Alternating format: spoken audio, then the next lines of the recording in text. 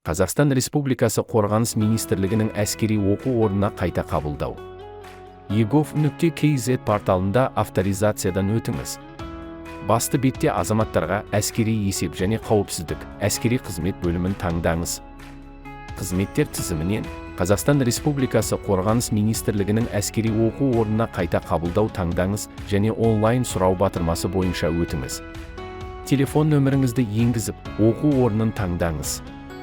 Шығарылған сәттен бастап қанша уақыт өткенін көрсетіңіз және жеке деректеріңізді пайдалануға келісім беріңіз. Жалғастыру батырмасын басыңыз. Тіркеу мекен-жайын таңдап, жеке басын куәландыратын құжаттың мәліметтерін тіркеңіз. Тұрғылықты мекен-жайды көрсетіңіз. Орта және жоғары білім туралы мәліметтерді толтырыңыз. Соттылығының жоқтығы туралы анықтаманы, транскриптің электронды нұсқасын тіркеп, жалғастыру батырмасын басыңыз. Қол қоюдың қолжетімді әдістерінің бірімен өтінімге қол қойыңыз. Жеке кабинетте көрсетілген уақыт ішінде келіп түсетін өтінімді өңдеу туралы хабарламамен танысыңыз. egov.kz. Мемлекеттік қызметтерді жылдам әрі оңай алыңыз.